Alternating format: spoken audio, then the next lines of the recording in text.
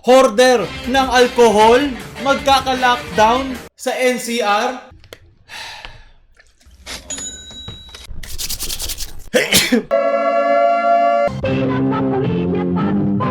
Gusto nyo mga kansan, ako nga pala si Mocha Frappuccino para maganda ng legit fake news na sanitized na balita sa Pilipinas. So ngayon, simulan na natin. Balitang-balita ang nag-hoard ng mga alcohol, ng mga face mask ngayong panahon na kailangan natin. Talamak ngayon ang mga pinagkakakitaan ng mga pangangailangan ng tao sa takot, galing sa misinformasyon, at sa sariling pagkakakitaan. Pero pwede kang kasuhan ng DTI, lalo na kung ikaw ay ang mga nagbebenta nito, mga nagtatansak online tulad ni Kuya.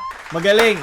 Kung pwede lang natin duraan lahat, sabay-sabay ang mga hoarder, yun na lang ang gawin natin, di ba? The Price Act RA 7581 na klase ng profiteering na pinagkakitaan mo ang mga consumer sa isang pandurugas na paraan. Tulad ngayon na kinakailangan siya, bawal yun. Magkakaroon ka ng criminal record, di ba? Wala ka ng medical record dahil wala ka nung sakit, meron ka namang criminal record. Magaling! Sana sabuyan na alcohol ang utak mo. Yung gusto kayo maplema pa.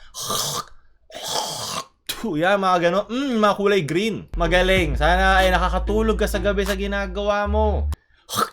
Duraan ng mga taong yan. Yung mga mabubuting lugar na ginagawang isa na lang ang mabibili mo per customer. Kasi iba siguro mga sari-sari store, mga mas maliit sa barangay nila, hakot-hakot ang kinukuha nila, dinadamihan nila yung bili nila at binibenta ng mas mahal. Sabi na din, para makatulog naman kami dyan. Dinadalahan nga namin kahit hindi nila kailangan pumunta to doble namin. Duraan ng mga tulad ng mga ganyan tao. Parang yung sa vaccine, hindi mo naman kinukuha ang vaccine para sa sarili mo eh. Kinukuha mo yan para sa mga taong allergic sa vaccine, mga taong hindi kayang kumuha ng vaccine. Ang sinusunod natin dito ay ang herd immunity. Kung marami dito mga healthy, marami dito mga immune, marami dito mga sanitize sa ngayong panahon, eh mapoprotektahan mo yung mga taong hindi makakakuha ng ganong sanitation. So ngayon, kung ganito na kinokolekta mo sa isang lugar lang, tulad ng mga mask, mga alcohol, hindi nakakakuha ng tamang supply ang lahat ng tao. Hindi mo naman kailangan maligo dyan eh. Diba? Yung mga importante lagi ginamit kamay, muka. Diba kaya ka pinaguhugas tayo lagi ng kamay eh. Na dapat ginagawa mo kahit meron man sa kunaw, hindi. So ngayon, ginagawa mong vulnerable, ginagawa mong madaling mahawaan yung mga taong walang access talaga sa mga ganon. Mga tao sa kalsada, mga street children, yung mga illegal settlers. Hindi mo sila tinutulungan, gusto mo lang kumita. Huwag mo gamitin ang kanilang disadvantages o yung kanilang unfair na kabuhayan para sa iyong wallet. Duraan natin ang mga wallet na yan. Walang kwenta, walang prinsipyo, walang moralidad. Ito, sunod na balita, gumawa ng procession sa Quiapo ang mga tao sa pagtaas ng mga kaso ng ganitong sakit. Medyo malito. Ang isa nga sa sinasabi ay huwag magtipon-tipon sa mataong lugar. Kasi isang bahing, isang ubo, ay kakalat na agad yan. Pero ayun, di ba ang kasabihan, nasa Diyos ang awa, nasa tao ang gawa. Ito ay maling gawain. Pwede ka naman magdasal, pwede ka naman gumawa ng mga religious na mga bagay sa loob ng bahay mo.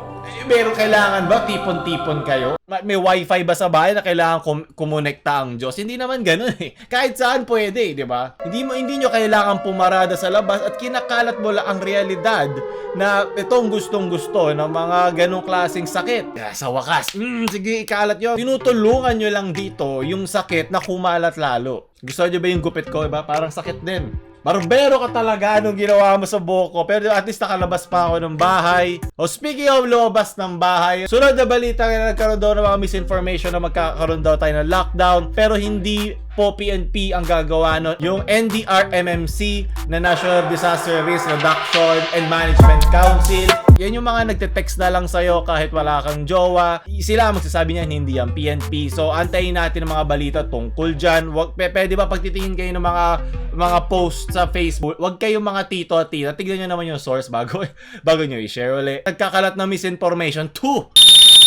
Ngayon, tungkol sa lockdown, as of March 13, nung ni-record ko ito, wala pang sinasabing lockdown. Pero ngayon, sinabi na ng DILG na na-push na yung Code Red Sub Level 2 na kinakailangan na protocol para matuloy nila ang paggamit ng mga guidelines to make it a lockdown. Pero sinabi nila dito, hindi dito yung tulad ng lockdown sa iba't iba pang mga bansa kasi iba-iba ang epekto ng mga sakit kada bansa, di ba? Sa atin, sinasabi nila dito, ang pinakamaaaring mangyari lamang ay mga parte lamang ng Metro Manila, hindi buong Metro Manila. Kasi syempre sinasabi na iba syempre, sige na, ayusin na agad yan, i-lockdown na agad para luminis, tandaan nyo, pag lockdown, hindi lang naman sakit yung mahihirapan gumalaw, pati tayo, pati mga business, pati ekonomiya natin. Syempre ayaw natin na ang kapalit nito ay mas malala pa. Hindi makakabili, hindi makakagalaw, hindi makakapagtrabaho.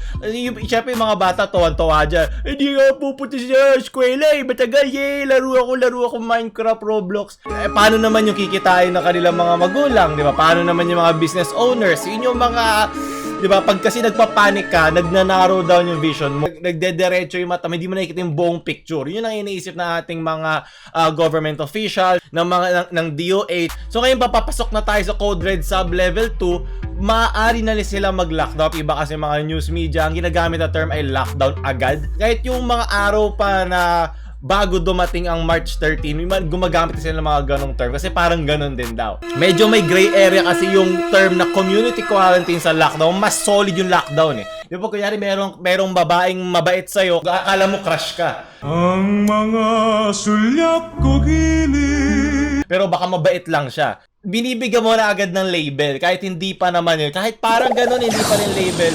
Sa pangkalahatang konteksto ng bansa o ng mga ganitong protocol, kailangan may fine line. Kailangan may label na maayos. Hindi pwedeng, ay kung yung community quarantine, parang lockdown na din yan. Tawag na natin yan lockdown. Kailangan klaro ka lalo na sa internet. Hindi pwedeng binabato-bato mo lang at pinapalitan lang yun ng mga ibang agencies, ng ibang mga news media para lang mauna sila sa views at para mas maging sensationalized at viral sila. Ngayon, pwedeng at kahit anong segundo pwede silang magsabi na lockdown na.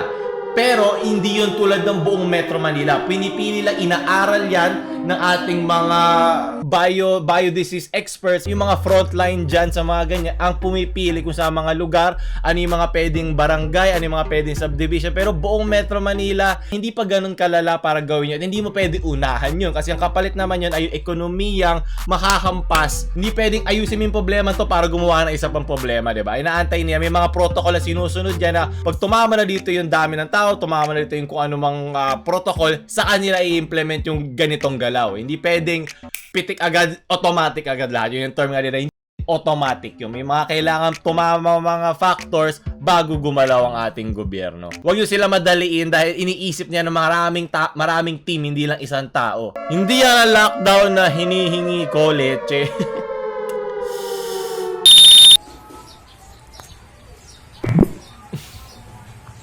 Hindi yan ang sinasabi ko impormasyon, leche. Clear flat, tigilan mo ko ha. Hoy, lapang kita dito sa impyerno. Anong ginawa mo ng buhay ko? Nabakyaw ako ng alcohol at face mask. Tapos pinito ko ng double presyo! From ACL20, di ko alam, yung nag-send sa akin ito, di daw niya alam saan niya nakuha. Please, kung kilala nyo sino yung artist ito, paki-comment, lalagay ko siya sa description. Yan ang tamang-tamang ehemplo ng mga kapupuntahan ng mga ng mga ganitong hoarder. Duraan natin sila hanggang mapunta sila sa impyerno. Yan ang gusto ko. May kakaroon ng bagong circle of hell ni Dante sa Dante's Inferno. Ito na yung mga yon. Wala na akong gana ngayon pa lang. Yan ang gusto ko mga galawan from Marjorie. Hindi lang pagiging malinis ang gusto niya, pati buffalo wings gusto rin niya maigi. Bakit wala kang mask? Lagyan ng mask yan. Magaling. Lagi niya kayo magsusuot ng mask, makakatulong at papano. Alcohol kayo dyan, mga hampas. Ilublob din yung bungo ng mga nag-hoard ng alcohol. Yan, magsawa kayo. I-disinfect na natin utak na laman na yan. Palitan natin ng puro alcohol. Gusto nyo, di ba? From Angel kasi poor people, rich people, mga Pilipino. Yan, sakto yung bag na yan. Pang basura para yung mga taong yun. Magaling, maigi. Wag nyo nang gawin yan. Madudumihan pa yung mga dagat natin. Kinukuha na nga ibang bansa. Remake nyo na lang yan. Isaboy nyo yung abol doon sa mga tae ng aso nyo, di ba? Nakatulong pa tayo sa kanila. Sunod. Dulot ng pangamba sa publiko. 2019 yan eh. Kaya naniwala ko expire na yan kasi 2020 na ngayon. Okay, patayin na yung edit na yun. Okay, sunod. Hoarders, calculate how much they will sell the mask. Nainis lang ako, leche. Kung pwede ko lang singutin to eh. Huwag mong subukan. Huwag niyo gagawin yun. Yan, sininghot ko na yan para makalimutan ko yung kabubuhan ng mga hoarder. Hindi gobyerno, mga politiko, tada ang gobyerno pangkalahatan yan, yung mga tao bumubuo nun ang may mali. Kaya mga 24/7 lagi nagugas na kamay, mabilis, diretso mababalian, diretso wheelchair. Yan ang turay na sakit sa Pilipinas.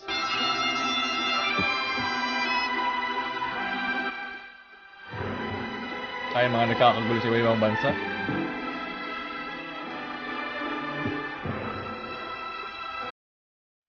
Basta. Oh, no. Wag po!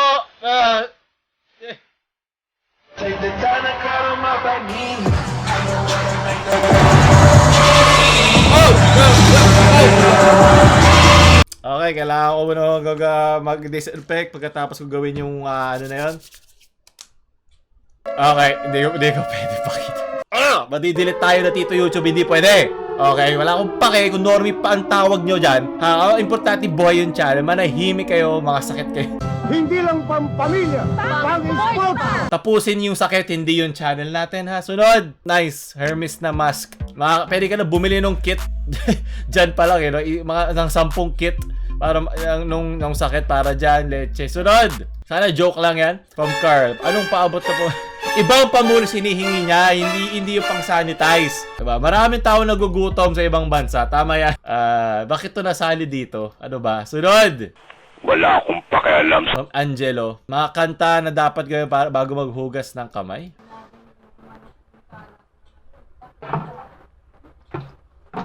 Sabi ko kanina, di ba, kailangan nyo ng kanta daw, happy birthday, dalawa.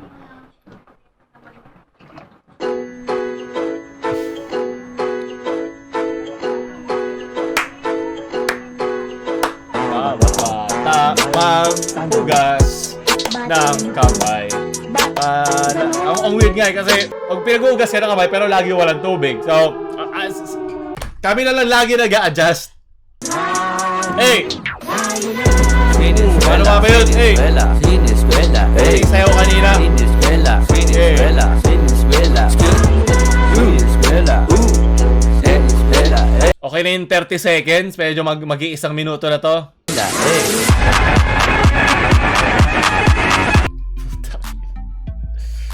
Bakit? Kababuyan, leche. Dumi nun. Pwede ko malagyan yung bibig ko. Matutuwa na sana ako sa ginawa mo. 30 seconds, diba? Renegade. Kahit ano pang ginagawa mo sa buhay, diba? Kanya-kanyang tulong yan. Sir, check lang po lang. Maraming salamat, Shider. Kailangan natin yan. Mabuti na sigurado, lalo na ngayon, palala ng palala. Pero malalagpasan din natin, huwag kayong mag-alala. Tamang kinig lang ng balita at tamang linis ng katawan at lagi maingat lang kayo sa mga galaw nyo at mga taong nakakahalubilo. Mag-social distancing kayo. Pag di ka pinapansin, pag di ka gusto, lumayo ka na pinapahiya mo lang yung sarili mo. Pag di ka niya gusto, huwag mo na ipilit, diba? Malandi ang sakit na ito. Pag nilapitan ka niya, lalapitan at lalapitan ka niyan. Now, that being said, there was a huge spike in the numbers of those who were infected as well as deaths last week on Thursday.